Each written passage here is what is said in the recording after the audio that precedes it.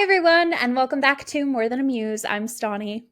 And I'm Sadie, and I'm so excited to be here for this episode, this topic, Same. because we're going to talk about all of the music I'm listening to right now, which is Yeah, and I great. realized that I have been for years. Mhm. I was like looking back at songs, and there was one that I was like, oh, I forgot that they wrote that. It was a bunch of moments like that where I was like, oh no, I have been enjoying these people for a very long time. These have Yeah. been my top artists for a very long time.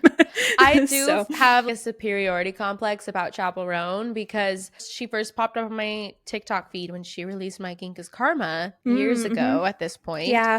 And I was like, ooh, this girl, I get it. I'm here for this. Loved the song, and I've just been following every single one of her releases. Yep. So the success that she's having now is so well deserved, and I do feel like I was agree. like, I was right. I know. I remember I brought her up in the Bridget Bardot episode. Yes. And I'm like, there's evidence of this because I was like, oh, this song that I was listening to, it's called Red Wine Supernova. Thank You. And I was like, this by this artist I like. And then it was like, oh yeah, that does have her in there.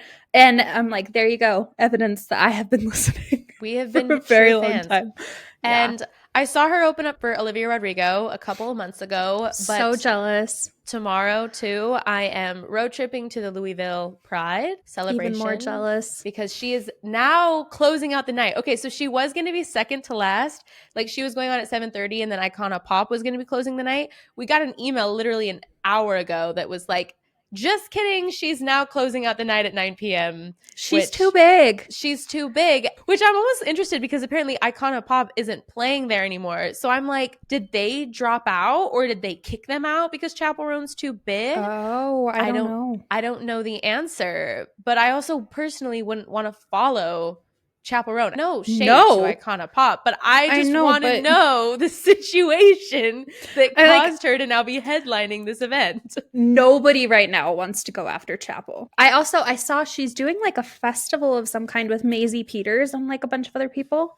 And her name for Coachella, you'll remember, her name was Tiny. Yeah. Down at the very bottom. And now she's like one, so they have the headliner and then they have the two others underneath, and she's one of the two others underneath. And I was like, girl, I am so proud. She deserves it.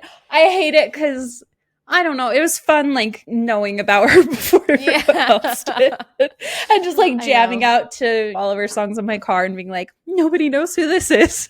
But I have a song coming out at the end of the summer called Modern Mona Lisa, and I definitely got the idea of it because I was listening to Chappell Roan, and I was like, wow, like her music makes you feel so confident, and I just want to make music that is about being confident and just like owning it. And so I remember I went to that session, and the producer, I was like, so have you heard of Chappell Roan? And he was like, no, I haven't. And it was like the weekend after her Rise and Fall of Midwest Princess came out. And I was like, well, you should play the song After Midnight because that's one of my favorites. And anyways, so I feel good that I hipped the producer on it. And then now that's just a reference point. Makes me so happy. It was definitely one of my top albums on my Spotify. She was one of my top artists. And I don't know. I wish I could say like, this was when I first listened to her, but I can't. But that's okay. This episode isn't just about Chappell Roan. No, it could not. But we love her. We love her. But we're talking about the fact that a lot of the best people in music right now are the gay girls, and they are just making incredible music. And so we figured we had to just proud of them. I know, it's all the music I love.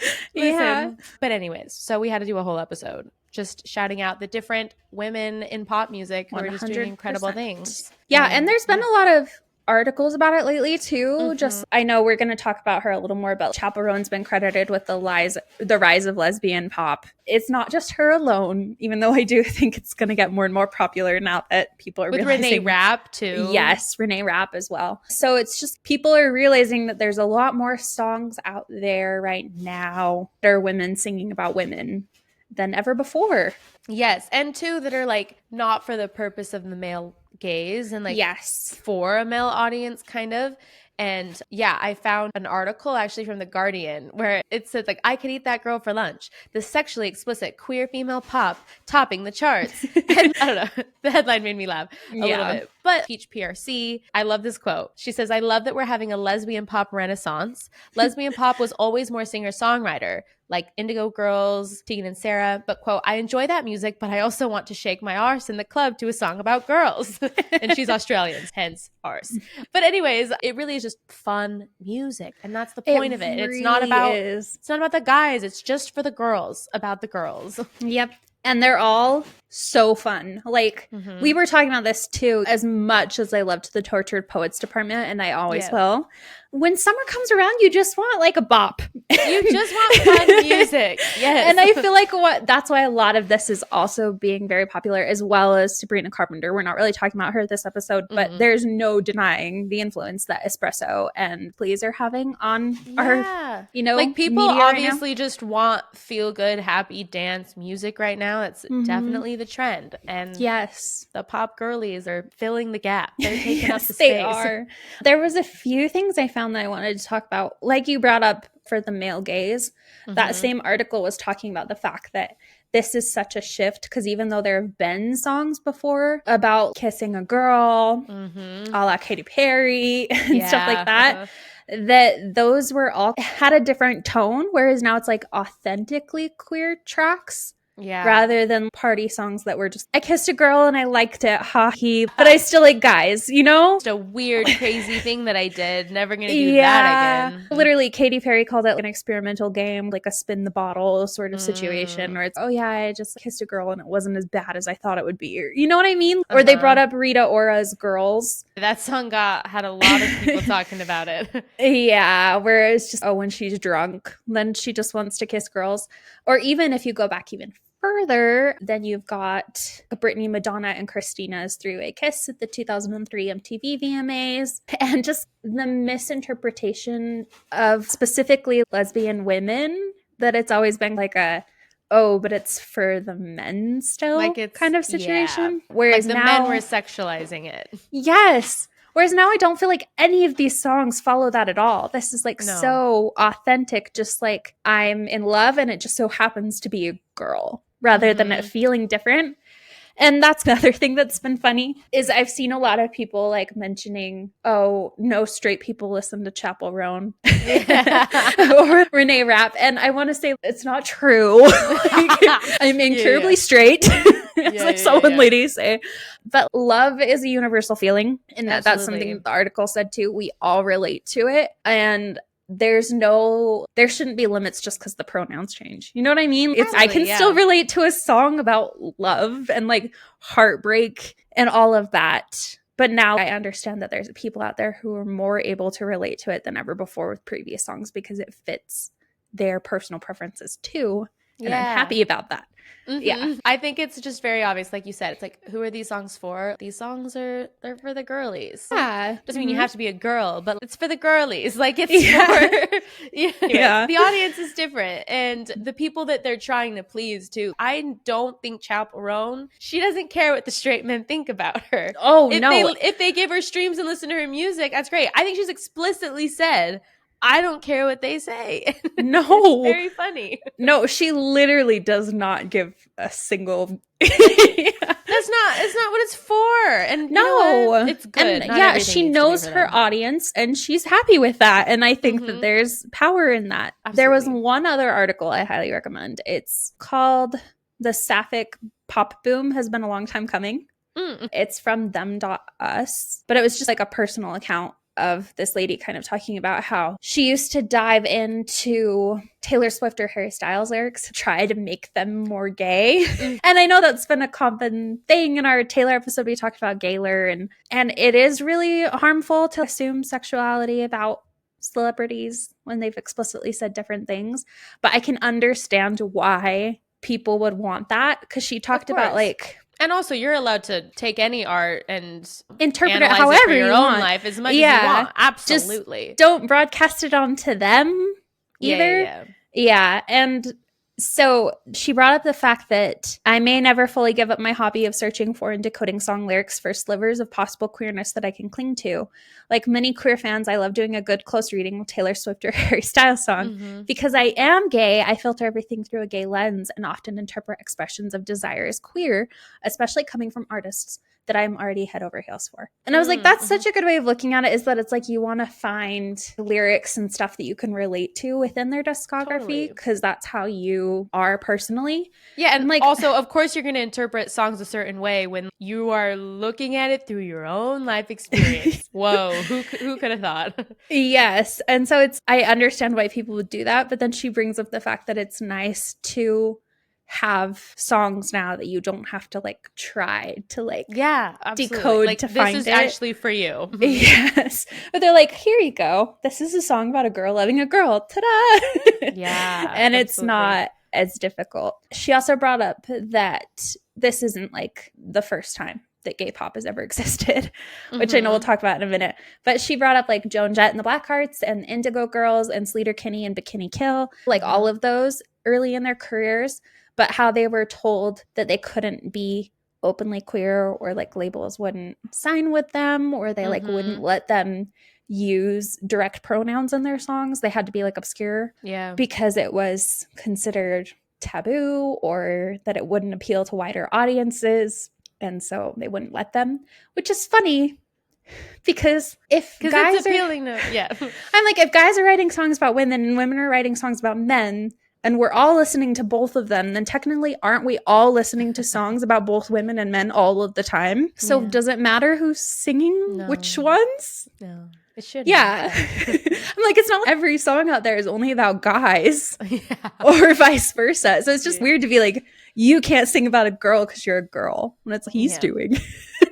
Like the logic doesn't follow through. I know why they were doing it and for no good reasons, but there's no logic there. Yeah. No, there really isn't. So so it's nice. I'm glad that it's reaching people. And like I said, I love all of the music and have for a long time, and I still find it all relatable. I also want to shout out Brandy Carlisle. We're not going to talk about her, but she's another like singer-songwriter. What a woman. What an artist. I know, right? Anyways, there's so many. And here's the thing too, is we are not going to touch on everybody that we could. There are so many amazing artists making music right now that are current and that are just like a part of this. We're not going to talk about JoJo Siwa, which is who we have to thank for this episode. Oh dear. She invented gay pop, and I'm really grateful for that. Thank heavens that she came along. What would we have done? Here's the thing. That girl is receiving a lot of hate. Is some of it deserved? I don't know. Maybe a little. Maybe not hate. Like, I'm not saying like death threats, but like criticism. No. Yeah. Criticism's good. Criticism is good. Yeah. It's been pretty funny to watch. We don't need to dive into it. No. I feel bad for her. I'll say that. Me too. I feel like she's got a lot going on. But you know what? The song Karma, not that bad. Have you heard the original version that was leaked and then has now been released on streaming services? Better. It's a bop. I like it better. One of the lyric changes she made I thought was really weird. I'm like, I wish she would have left it with the original. I can't remember exactly what it was. I know, I can't remember either, but I know what you're referencing because I remember when I heard it too, I was like, that would help. Anyways. Yeah, it was also, can we talk about the fact that saying I was a bad girl, I did some bad things, but then saying effed around? It ruined it. Oh, so that's the lyric. She said I would have never messed around instead of effed around. Which makes more sense. It does. Also, if you're going to say effed, just say beep. We do not have an explicit podcast. I know. I'm like, I will be saying it, but it was a weird choice to say I was a bad girl, I did some bad things, and then say effed around. Yeah, it's a brand problem. Like, yeah, you can't like either say messed, bad girl era. Yeah, I'm like either say messed or switch to the actual explicit word. Like what? It was just a weird choice. When I was feeling edgy as a 16-year-old, I would say effed around, to be fair. But there you go. But she's not 16 either. And she didn't grow up in Utah. So and that's a big reason why it felt really edgy to say effed around instead. Yeah, it just seemed weird. I liked messed around better. I thought it made more sense. It did. And the like half censorship of effed around felt really weird. Just drop the F-bomb, JoJo. Yeah. It would have been better. I'm like, it's a lyric criticism. It's a minor one, but you know what? It's an important one. Okay. Should we talk about some of these incredible artists. Do you want to Yes. start off and tell us a little bit more about Chappell? Would love to. I freaking love Amazing. Chappell. Okay, Chappell Roan. It feels like I'm betraying her by saying what her real name is, but Yes. it's on the internet. It's not a secret. No, her name's Kaylee Amstutz. We'll talk about the fact that Chappell is a stage name, specifically her drag persona, which I love. But anyway, so she's an American singer and songwriter, born in Missouri, of course, a Midwest princess. A Midwest princess. She was raised very conservative and Christian and began in a pretty small town, I think, actually. They've been getting some publicity lately because they're like, the hometown of Chappell Roan, which I love that. She began playing piano around age 10 and publicly performed for the first time at 13. Her music is obviously very inspired by 1980s synth pop, early 2000s pop hits, and extremely inspired by drag in general, specifically her like look and everything too. At 17, she uploaded an original song, Die Young, to YouTube. Have you heard any of her early stuff? Yeah. Oh, okay. Yeah. I like never really listened because I was like, it looks so different and aesthetic that I was just, The aesthetic is so different. I did start a song on her first EP or project, and even the way she sings is so different. She almost like sings in that cursive, and I saw something go viral on TikTok of a little clip from it, and I thought that was a French woman singing. Yeah, interesting. It's so different. Like she truly, I think she found her sound, of course, but yeah. No, I'm glad. I like saw it and I like looked at the cover art and I was like, I don't think it's for me. I think I'll stay over here with this one. But anyway, so she released that on YouTube and then ended up getting a contract with Atlantic Records. And that's when she released her debut EP, School Nights, in 2017. And after she was signed by Atlantic Records is when she adopted the stage name Chappell Roan, and it's in honor of her late grandfather, who was named Chappell. Her grandfather's name was Dennis K. Chappell, so she took Chappell. His favorite song was The Strawberry Roan by Curly Fletcher, so she took Roan from there. Yeah, and he passed away from cancer in 2016. She did it in honor of him, and it worked out really well. I think it rolls off the tongue. It's unique, but it's fun. In 2018, she moved to Los Angeles, and there she felt like she was finally able to live openly as a queer woman, so she began writing songs that reflect her true self. And her song, Pink Pony Club, was inspired by a visit to a gay bar and was just a major celebration of queer culture. Of course, that came out in 2020, and that was the major stylistic shift for her, even though she was dropped by Atlantic that same year, which is so ironic. I bet they're like so pissed right now. I know. And that's right in the pandemic too. I know they were dropping a lot of smaller artists, but she kept going. I know, cool. Good for her. She began to work independently, released Naked in Manhattan and Femininomenon in 2022. That was the song that she released first that I found. Naked in Manhattan. Oh, I've been a fan since that one. I think that might have been my first one too. It's a good one. It's a good one. And then her debut headlining tour, the Naked in North America tour, she just went all out and had themed outfits, drag queen openers, and it was a hit. And so with that, she released her full-length album, The Rise and Fall of Midwest Princess, in September of 2023. I listened to it the day it came out. Me too. After that, she had another headlining tour across North America and Europe. The album was a hit. There's no denying it. It is so freaking good. So it was included in several best albums of 2023 list, including ours. We named it the best. It was our album of the year last year. It was so good. That led to her opening for Olivia Rodrigo's Guts World Tour and performing at Coachella, which significantly boosted her popularity. She got popular with Olivia Rodrigo, but then I feel like by the time Coachella hit, she was like, because there were so many people that were like, who is this random artist performing in this tent teaching us all a dance with letters? And then it was like, and then the next week, everyone was like, Chappell Roan, Chappell Roan, Chappell Roan. And I was like, crap, she's popular. Yeah. But good for her. Exactly what we want for her. But. Yes. I'm so happy for her. I'm sad because it's going to be really hard for me to see her. Yes. She is known for unapologetic authenticity, so celebration of queerness, and has been praised for bringing compulsory heterosexuality into mainstream pop. She names her influences as Stevie Nicks, Lorde, and Lana Del Rey, which is quite a mix if you think about it. But I like it, and is very inspired by drag makeup. She's been recognized as a visionary performer and now is known as a queer pop icon. She has dated men in the past, and there are songs referencing that. Specifically, My Kink is Karma is about a guy. Oh, I didn't know that. I think a guy is in the music video, and there's like a few references to that. So I'm pretty sure that one's about a guy.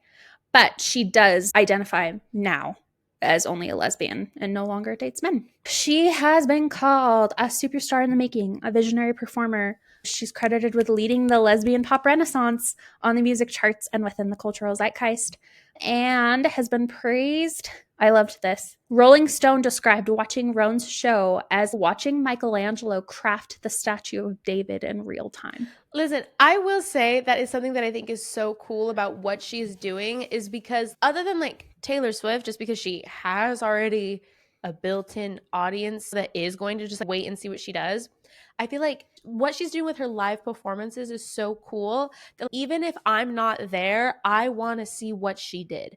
I want to see the outfit. I want to see what she did next. And it's not like she's using or has the ability to like use all these visuals and things. Like she's performing on festival stages, but yet I just want to see what she did. And I think, and everyone wants to. And I think it's really cool how she's created it. I just want to see her live. And it's so cool to just like die to see someone live again. Yes. Because of their stage presence. To her costumes and her makeup. I'm like, what the heck? It's like a whole different thing every time, and it's fascinating. One thing that I personally love that she does is she sends out themes for every location on her tour and gives them like a different theme for every song. So it's like a giant costume party where everyone's showing up in the same thing. I'm like, that's so fun. Like, how exciting. Another funny thing that I love is that when you search for Chappell Roan on Google, you're prompted with a thing that says, did you mean? And then it says your favorite artist's favorite artist. And if you click on that, then it will say, did you mean Chappell Roan? And it was this like viral clip of her introducing herself on stage at the Coachella Music Festival. Apparently, like a drag performer, Sasha Colby, had said something similar to this. And so it was inspired by that.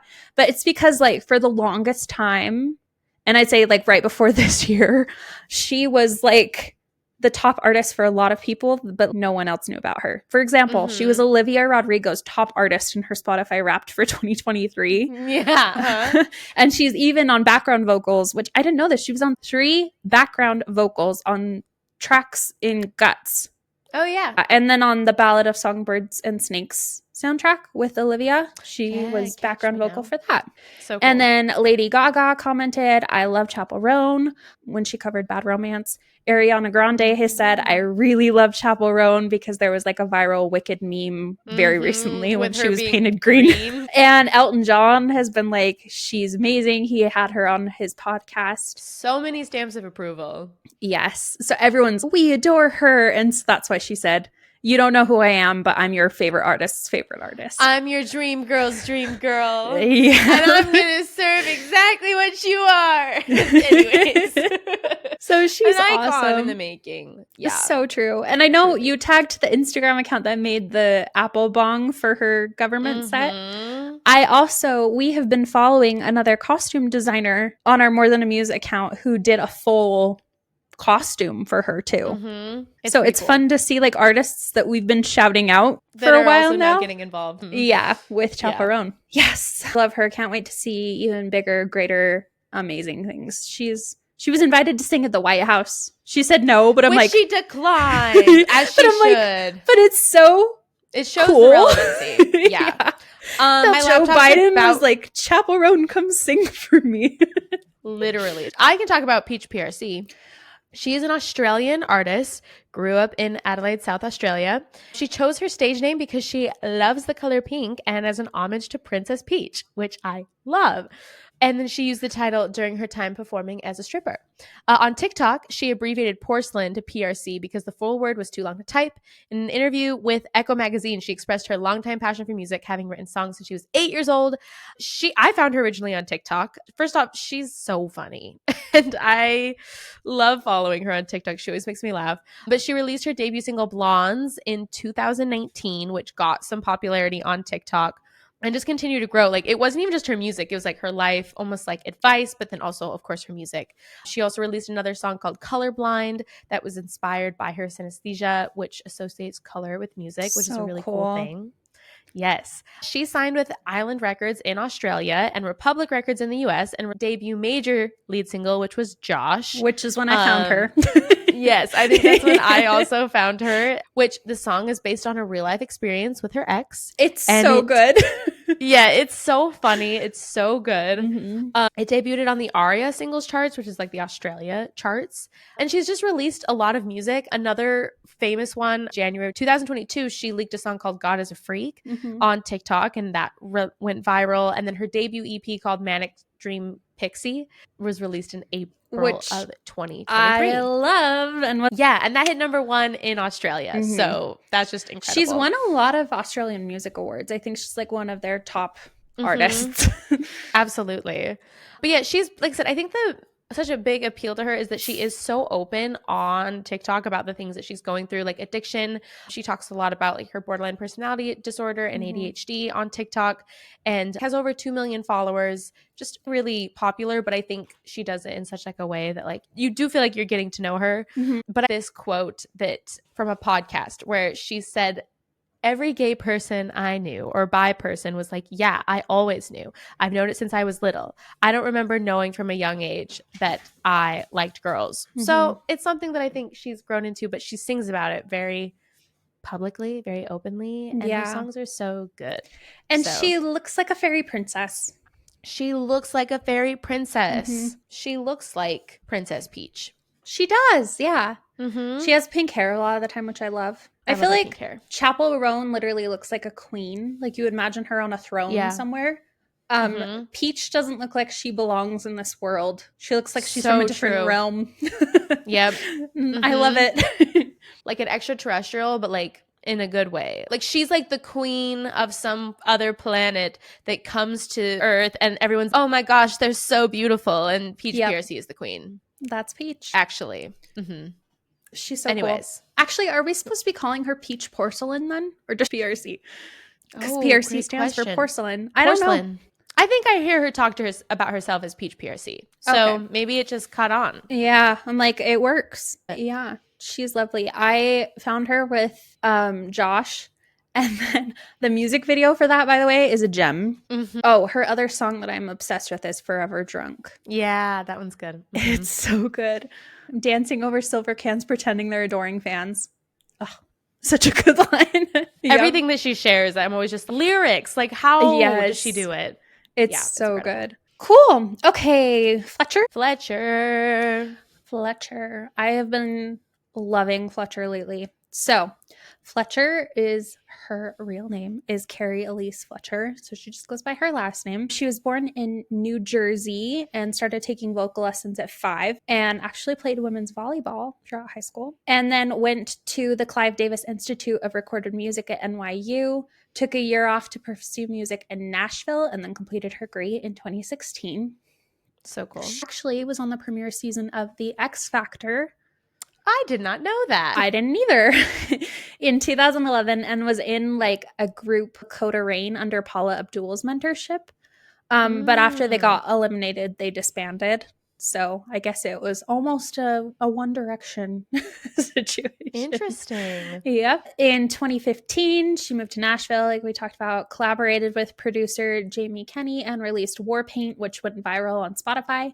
She released debut EP Finding Fletcher in 2016, and then was signed with Capitol Records in 2018 and released Up Drunk and performed it on The Tonight Show and at various music festivals. I had not found her yet, so we're still continuing it. Her second EP, Ruined in New York City for Me, was released in August of 2019. And then in September 2020, she released the EP, The X tapes. So X in parentheses, talking about the raw aftermath of a breakup, followed by Cherry with Haley Kiyoko. And then that's another one we're talking about, but she is another person. She's amazing. Yes, she is. Yep. And then debut album Girl of My Dreams debuted at number 15 on the US Billboard 200 in 2020. Well, like, I feel like she's finally catching on more. Like, she's still smaller. I mean, she has her dedicated audience, though. Yes. Like, she has people who, like, it's not like she's not doing as well. No, she's doing really well. Yeah. Is she going viral like Chappell? But she's doing really well. Very few people are going Chappell.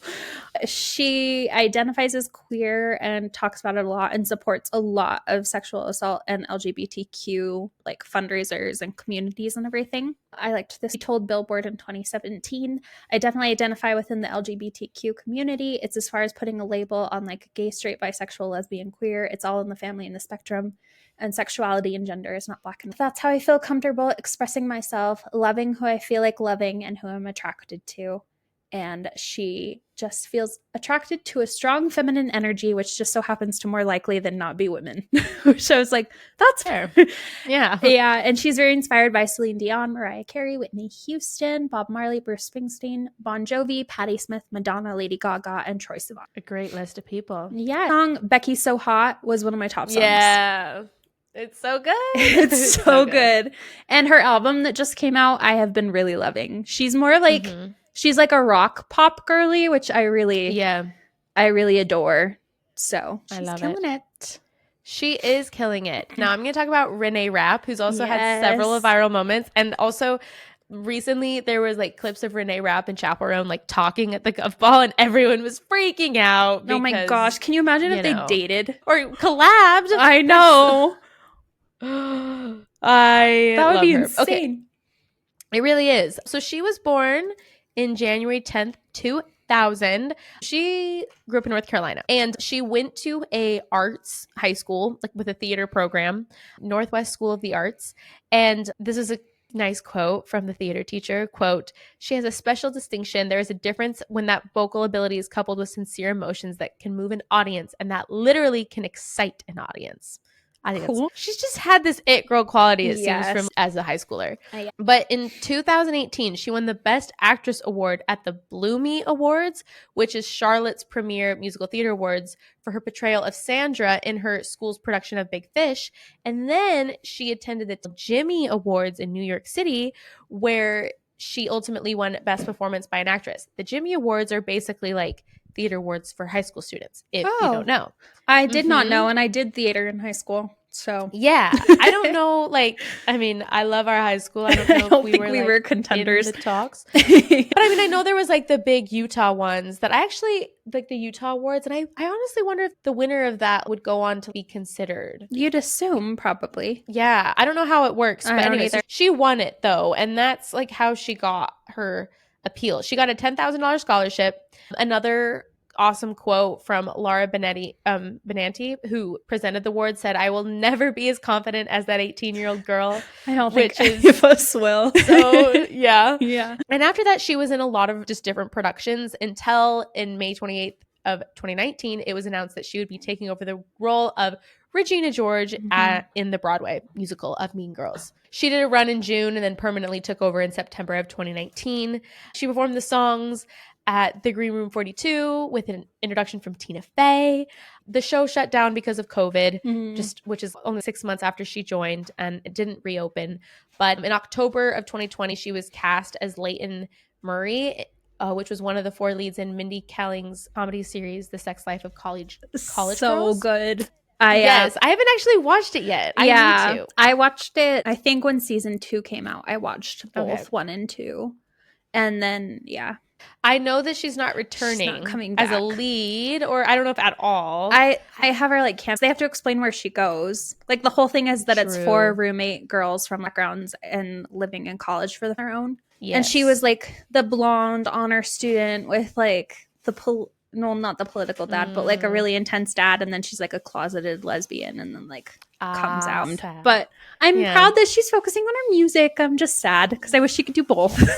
Before, though, she was announced as the Regina George in the musical film adaptation of Mean Girls. Mm-hmm. I saw it. It was very fun, but I think she was the best part. And I think that like her involvement in it went more viral than the actual like, movie did. I saw more about her press interviews. So yeah, like I think it was like her personality and like people loved her.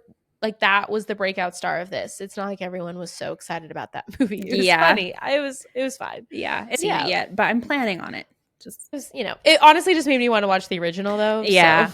So, but yes, after that though, she announced that she didn't really have a desire to go back to acting after that to focus on her music career. She's released 2 albums so far and has been performing a lot. Mm-hmm. And I feel like what she like needs is just like a breakout hit, just like a song to really hit. I love the music that she's released, but I think once she just gets that song that like hits, like she'll be huge. Yeah, like she's so like her personality is bigger than her music right now, which I think is like what is necessary to set you up to become a star because it makes people invested in you. Now it's like needs the song to like cement her there, I think. Yeah, because even like hearing her talk about some of her songs makes me like her songs more than I did just originally. Mm-hmm. And I'm like, she kind of just needs something that like really hits. Because like she put up a bunch of billboards in Boston that said "I hate Boston" to promote her single. And then they were like, well, aren't you worried that you're going to make the people in Boston mad? She was like, I literally don't care. Like, I hate Boston. Every single press interview, she's just so funny. She's so funny. So yeah, like she's a hilarious personality. I definitely think she just needs like a hit because she would be a fun one to see live too. Oh yes, and that's another one. It's like her performance videos also are ones that go viral, which I think this is just a thing with a lot of these artists that we're talking about is how often their performance videos go viral, which I don't know. It just makes you want to go out and see them and support them. Yeah. And I think just like in the wake of COVID too, it's so fun to be excited about live music again. I agree. And also to like notice that there's something more that you're getting when seeing them live other than just listening to it on your own.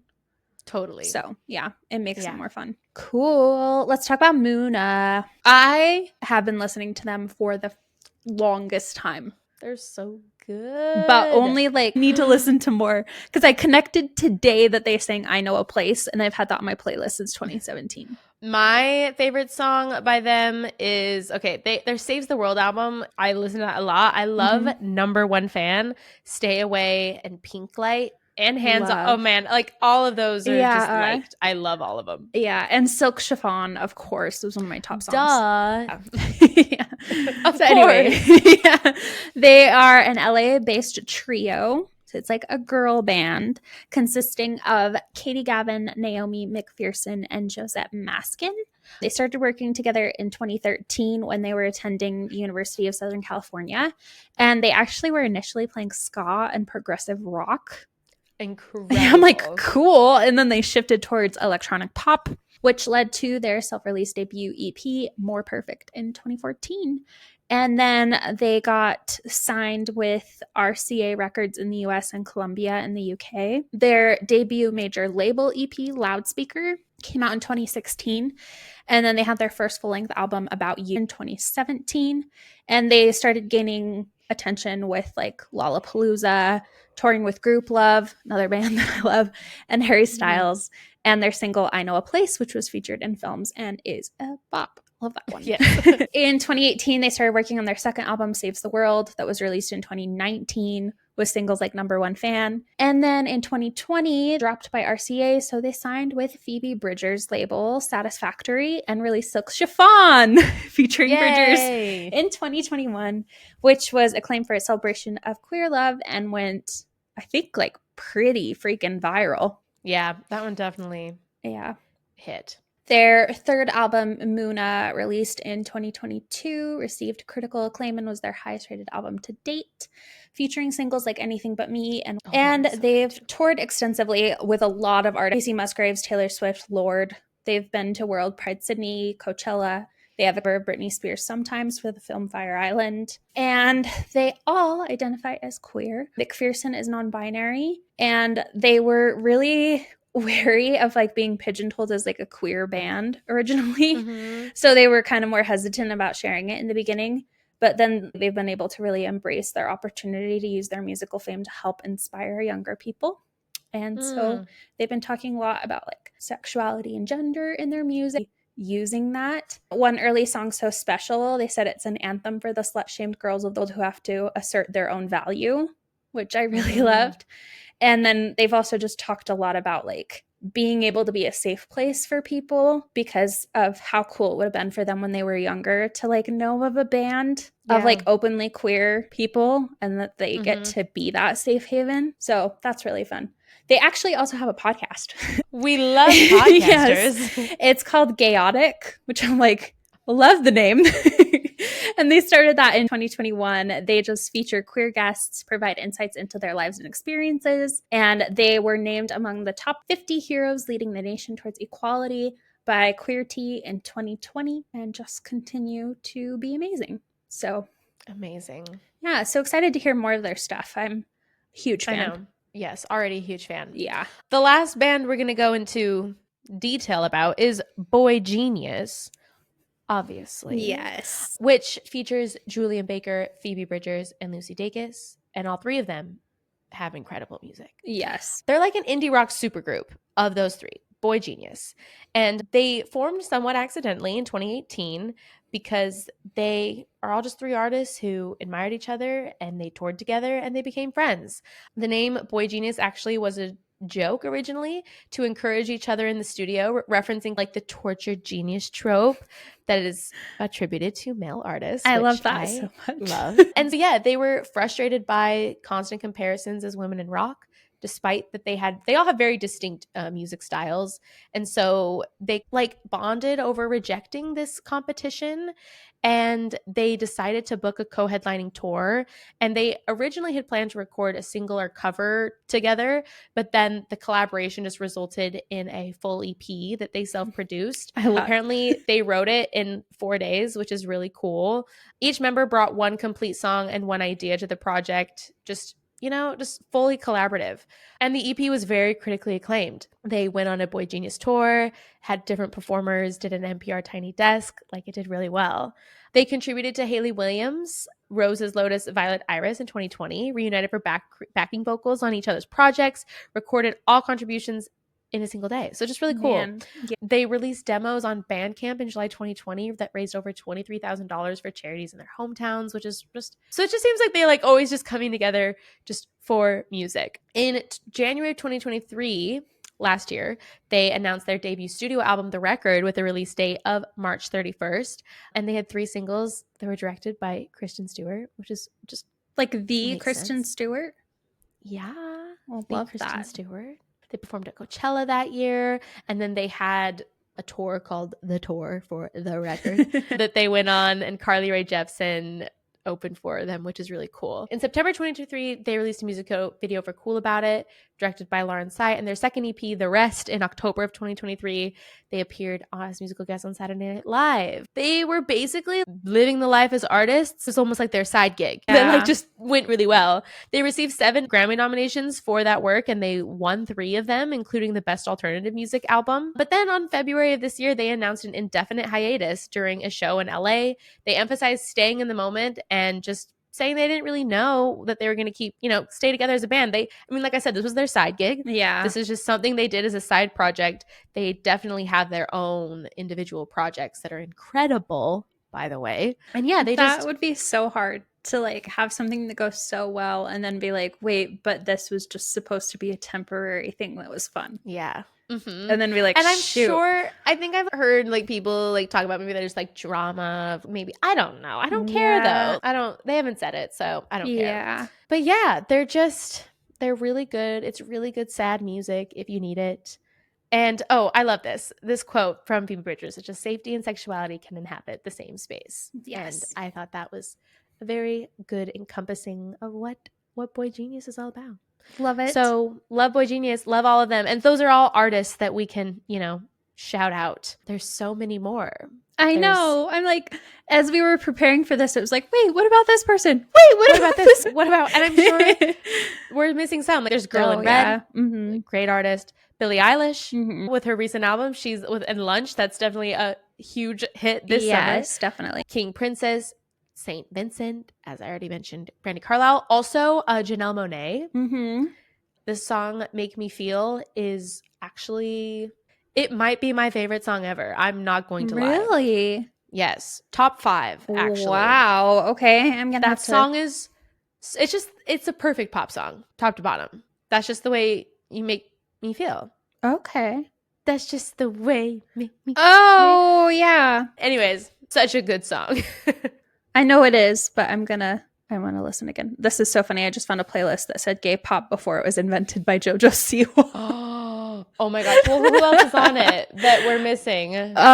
Tegan and Sarah, but we mentioned them. Toa Bird, Girl in Red, Beth McCarthy. The Aces, who's actually a band from Utah. Aces, yeah. Lady Gaga, Beth McCarthy, G Flip. Dove Cameron. Yeah, she's huge. Renus Sawayama? Yes.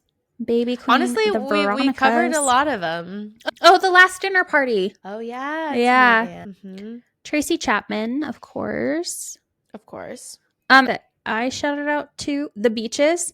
So Yes. the lead singers aren't, but their bass guitarist is, and she has and she helped with writing. And there's actually one song that's very gay coded, and I love it. It's a really good song. Yeah. Go listen to that playlist, not that podcast. Oh my gosh, I just realized I have the little green dots are all my saved. Amazing. So yes, I am a fan of gay pop, friends. I love it. I Yeah. love it so much. I almost wish we were recording late after I see Chappell tomorrow. I'm sure it's going to be great. I know. I'll just share videos so to our Instagram story. Freaking jealous. Please do. Can I shout out one thing? I don't know if the person who left this podcast review is listening, but I wanted to shout out the person who left a very kind review on Apple Podcast. It made me tear up. They mentioned that they came for the merch and stayed for the podcast. So if anyone is listening, found us via TikTok because of the merch and purchased the merch, first off, thank you. It's a great way to support us in the podcast. But more importantly, thank you for sticking around and learning with us. And I'm honestly just listening to us in real time sometimes process things and learn more about the world around us. That's the whole point of this, is learning more about women artists that came before us and celebrating the ones that are right now. Yes, because that's what we love to do. I know. I feel like we're constantly just talking about the cultural phenomenon of women, right? The Femininomenon. We are here for the Femininomenon. Femininomenon. That was not planned, but I love it. The Femininomenon. The Femininomenon of women. Yes. Exactly. And I'm glad you brought up merch, because actually, everyone, we're going to do a little baby drop of merch for July. Because, presidential election year, and there's a lot of crap out there right now. And that's literally how I feel inside. So I think we're going to do a t-shirt and a hat, just, for fun. You can wear it to 4th of July dinner with your family. It's really cute. I will try to show the design next week, because we probably need to launch it before the 4th. Yeah, we probably should launch it the last week of June. So yep. So I'll try to get that ready and going, but I think you guys will like it. It's a cute little girly design. Yeah. So I like it a lot. Yeah. So it'll be great. Be on the lookout for that. And we'll be back next week with another artist from the past to uncover. Yay. Okay. Yay. Have fun at Chappell, and bye, everyone. Bye.